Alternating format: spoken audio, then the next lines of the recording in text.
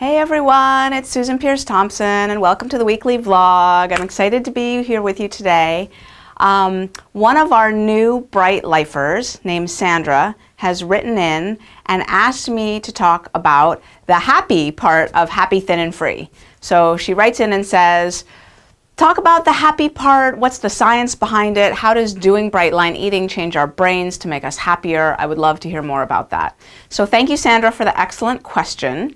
And so doing Bright Line eating makes you happier in three ways. The first thing is when you eliminate sugar and flour, you take sugar out of your system, and sugar is a depressant.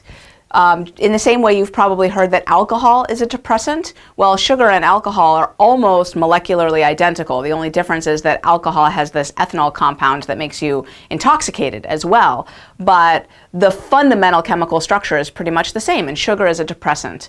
Not only does sugar make you depressed, but it often, and I notice this in myself and in other people who do Bright Line eating, when we get sugar completely out of our system and then we have some again, it leads to really negative thinking in the 2 or 3 days afterwards, profoundly twisted thinking, desperate, kind of down on yourself, just really off. And I've noticed that through the years, and now when I'm coaching people and they're coming off a binge, they've had some sugar, I'm really careful to remind them of that phenomenon that they might not be taking into account if I'm talking with them in the 2 or 3 days after they've eaten some sugar. Sugar is a really powerful drug. I don't know if the research on flour on this is as solid, if it's equivalent. I do know that sugar does this. So when we get sugar and flour out of our system, that's the first thing that lightens our mood.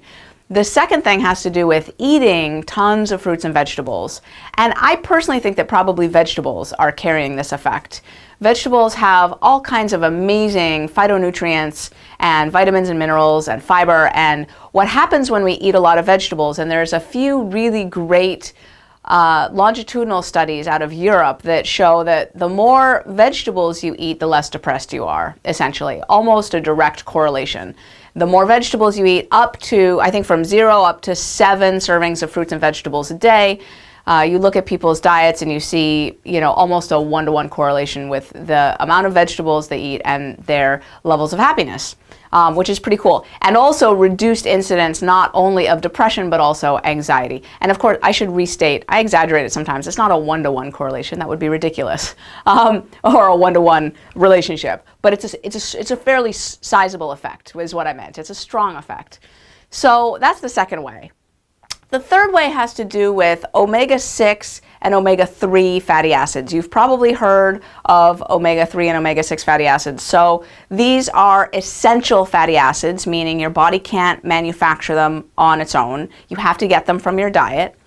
And you need them in pretty much an equal ratio to each other. So your brain uses these for repair, and the gray matter in your brain is mostly fat, actually. And it's really important to have essential fatty acids for your brain to function properly.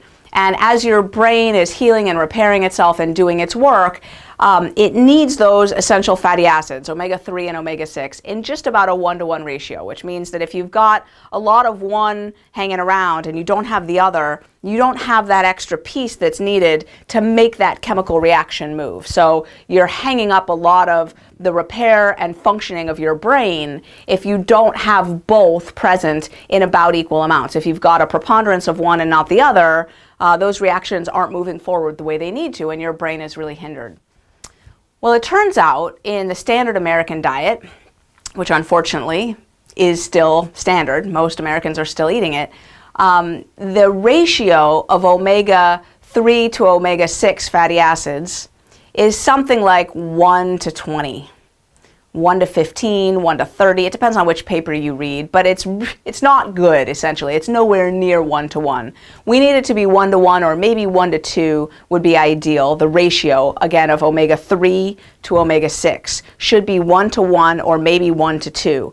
Not 1-to-10, 1-to-15, 1-to-30. That's way, way skewed. So what that means is we're getting way too much omega-6 fatty acid and not enough omega-3 fatty acid, and it's hindering our brain. And there are pretty good studies that show that this imbalance is correlated with depression. There are other studies that aren't as strong that show that adding omega-3 leads to reduced depression, but I think the issue is that often omega-3 is added artificially, where people are still eating the standard American diet. Now they're just taking fish oil pills, which doesn't do it. But when you actually change your entire diet, that does it. So why does doing bright line eating change that ratio? You don't even have to think about it. People who do bright line eating, I don't usually talk about this. I think there's one video module about this in my boot camp. I just mention it to say, hey, by the way, you're about to get happy.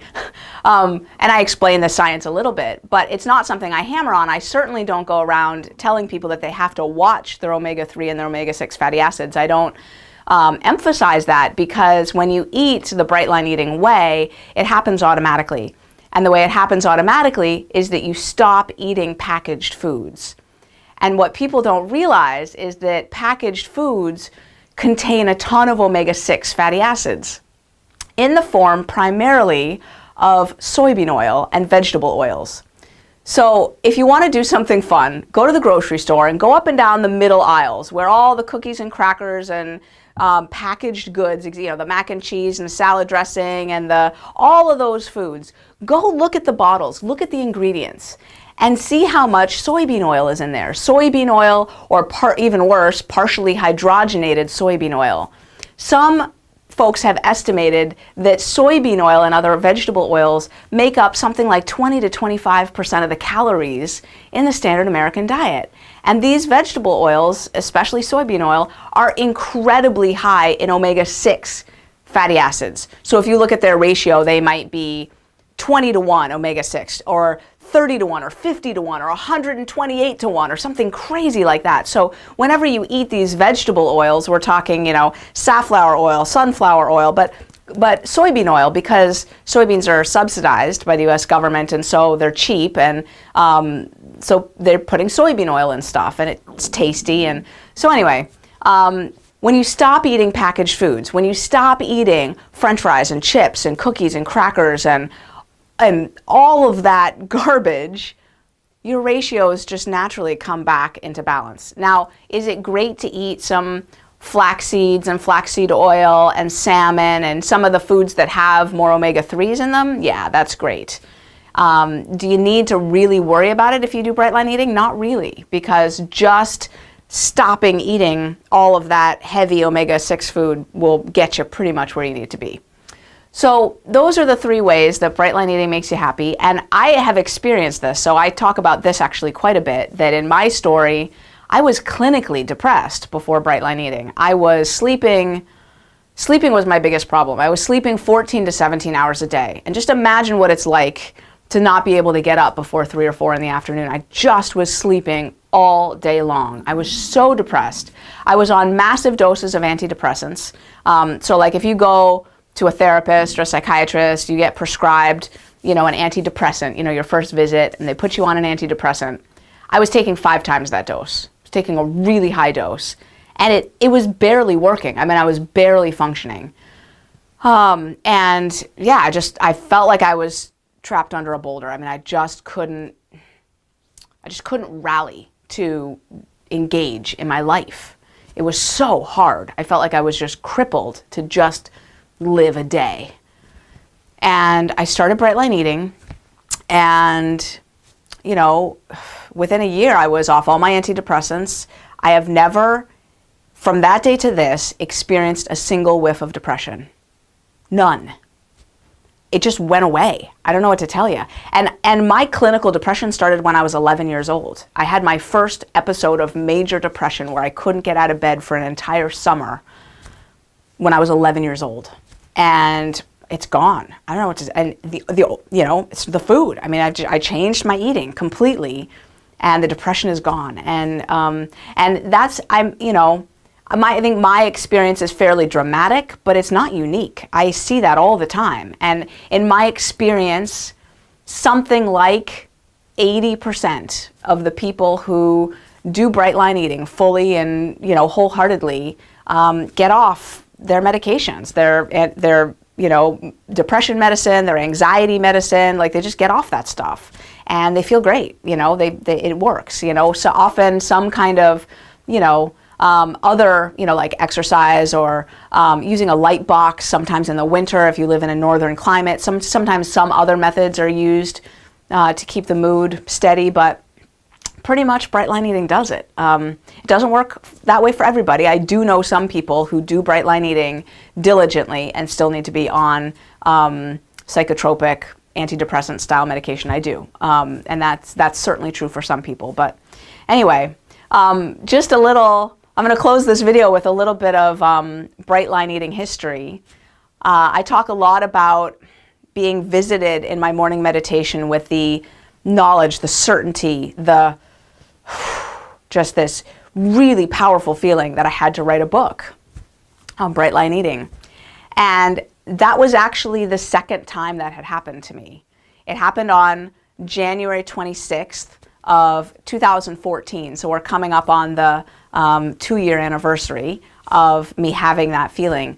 But almost exactly a year before that, early February of 2013, I was visited with the awareness that I should write a book.